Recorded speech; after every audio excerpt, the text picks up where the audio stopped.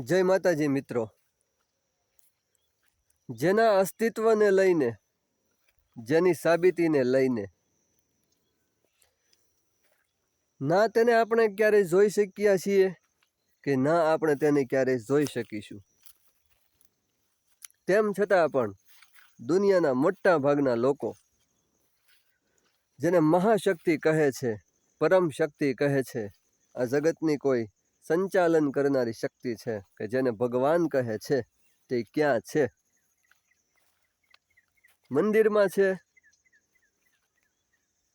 કોઈ તમને જે મનગમતી મૂર્તિ હોય જેની તમે રોજ પૂજા અર્ચના કરતા હો તેમાં છે? કે કોઈ એવું આ જગતનું પ્રસિદ્ધ તીર્થ સ્થળ હોય કે જેને લોકો બહુ માનતા હોય, ઈશ્વર ત્યાં છે? ઈશ્વર ક્યાં છે એ આજ સુધી કોઈ જાણી શક્યું નથી. જો તેનો અનુભવ કરવો હોય, ઈશ્વરના હોવાપણાનો અનુભવ કરવો હોય તો એ પ્રાર્થના, ભક્તિ, પૂજાપાઠ, નામ સ્મરણ, તમે જે બાબતને મહત્વ આપતા હો તેના થકી તેના હોવા ઉપર આપણે અનુભવ કરી શકીએ ખરા.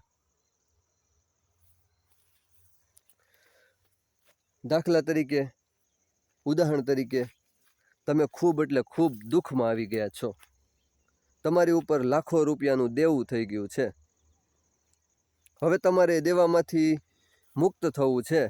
ઈશ્વરને પ્રાર્થના કરો છો કે મને આ દેવામાંથી પ્રભુ મુક્ત કરાવો, મને આમાંથી બચાવો, આ સમસ્યામાંથી. સાચા હૃદયથી ભગવાનને પ્રાર્થના કરો, આજીજી કરો, વિનંતી કરો, તમે જે કાંઈ કરો, ભગવાન સમક્ષ આંસુ પાડો, રડો,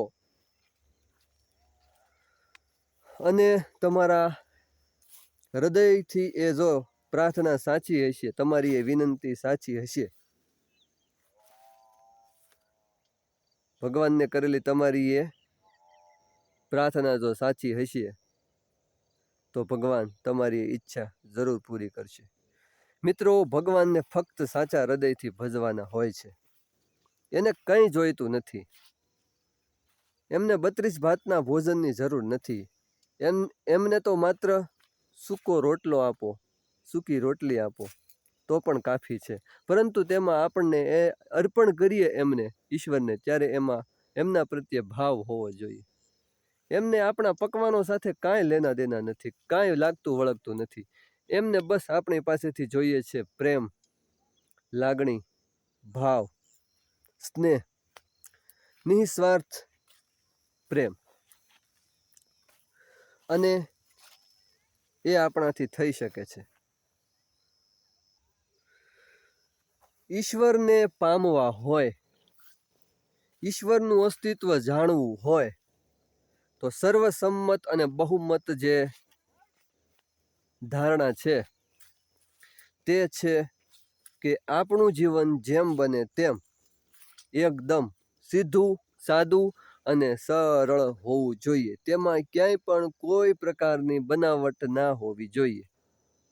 આપણા જીવનની અંદર ક્યાંય કોઈ પ્રકારનું છળ કપટ, દંભ, ઢોંગ, કોઈ સાથે છેતરપિંડી કે વધારે પડતો લોભ કે જે કાંઈ એવા દુર્ગુણો છે કે જે માનવ માટે સારા નથી, અને ઈશ્વરને જે ગમે છે સારા ગુણો, એવા આપણામાં હોવા જોઈએ, તો આપણે ઈશ્વરની વધારે નજીક રહી શકીશું.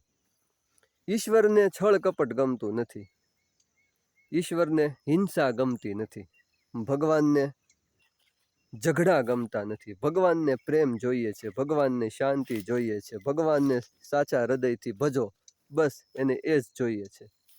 અને એ બધું આપણે જો કરીએ તો આપણે ઈશ્વરની નજીક વધારે જઈ શકીશું. આ સર્વસંમત વિચારધારા છે, અને આ આપણને ખબર પણ છે. નાના બાળકો જેવા બની જાઓ, નિર્દોષ, નિખાલસ, હરહંમેશ હસતા રહો. દુઃખમાં ગમે તેવી મુશ્કેલી હોય એમાં પણ સદા ખુશ રહો, મુસ્કરાતા રહો. આનંદમય જીવન જીવો. ઈશ્વરના અસ્તિત્વનો તમને ખ્યાલ આવશે જ. ઈશ્વર ક્યાંય નથી, ઈશ્વર આપણા હૃદયની અંદર છે. મારા અત્યાર સુધીના અનુભવો કહે છે, મેં જે કંઈ પ્રાર્થનાઓ કરી છે, મેં મારા ઈશ્વર તત્વ જે કહેવાય છે, આ જગતનું સંચાલન કરનારી જે શક્તિ છે, એની ઉપર જે મારાથી પ્રયોગ થઈ શક્યા ઈશ્વરત્વને કે એવા કોઈ તત્વને અનુભવ કરવાના, એ તત્વને આત્મસાત કરવાના, તો મને એ ઉપરથી એટલું શીખવા મળ્યું કે ઈશ્વર ક્યાંય નથી, ઈશ્વર આપણા હૃદયની અંદર છે. મારો અનુભવ એમ કહે છે, અત્યાર સુધીની મારી લાઈફનો. આપણા વિચારો જે હોય તે. અમુક એવા બહારના પરિબળો છે કે જેમાં આપણને ઈશ્વર તત્વનો અણસાર મળી શકે ખરો. સાધુ મહાત્મા છે, કોઈ ઉચ્ચ કક્ષાનું જીવન જીવતા હોય, એવી કોઈ પવિત્ર જગ્યા છે, મંદિર કોઈ હોય, કોઈ મોટું તીર્થ સ્થળ હોય, કોઈ પવિત્ર સરોવર હોય કે જેનું નામ ખૂબ ગાંજતું હોય, ત્યાં કહી શકાય કે ઈશ્વરની સાબિતી છે. તેમ આપણે કહીએ છીએ કે ત્યાં ઈશ્વર વસે છે. પરંતુ ઈશ્વરનું દર્શન તો આપણે ત્યાં જઈએ તો પણ કરી શકતા નથી. મારું એમ કહેવું છે કે ઈશ્વર ક્યાંય નથી, ઈશ્વર આપણા હૃદયની અંદર છે. બસ આપણું હૃદય ચોખ્ખું રાખો, આપણું મન ચોખ્ખું રાખો. તેમાં સામે ચાલીને શા માટે કલેશ ઊભો કરો છો? એવી ઘણી બધી બાબતો છે આપણા જીવનની કે જે આપણે ન કરવી જોઈએ, તેમ છતાં આપણાથી થઈ જાય છે, અને આપણે મનથી માનસિક રીતે મનોમન ધૂંધવાયા કરતા હોઈએ છીએ, કારણ વિનાના. કોઈએ કંઈક કહી દીધું હોય, કોઈને આપણાથી કદાચ ક્યારેક એ રીતનું ખરાબ વર્તન થઈ ગયું હોય, તેવી ઘણી બધી બાબતો છે કે જે આપણા મનની અંદર સતત વિચારોના રૂપમાં ફર્યા કરતી હોય છે. એકદમ સરળતા, નિખાલસપણું, નિર્દોષ હાસ્ય, સૌમ્યતા, આ બધું ઈશ્વરને ગમે છે. ઈશ્વરને દંભ પસંદ નથી, દેખાડો પસંદ નથી. તેને જે છે એ તેની આગળ પ્રસ્તુત કરો. બસ જે તમે ઈશ્વરને માનતા હો, સાચા હૃદયથી પ્રાર્થના કરો. તમારી જે કાંઈ સમસ્યા હોય એને લઈને, તમારી આગળ સમસ્યા આવશે, કોઈ દુઃખ આવશે તો જ તમે ઈશ્વર આગળ જવાના, નહીંતર તમે ઈશ્વરને યાદ કરશો નહીં.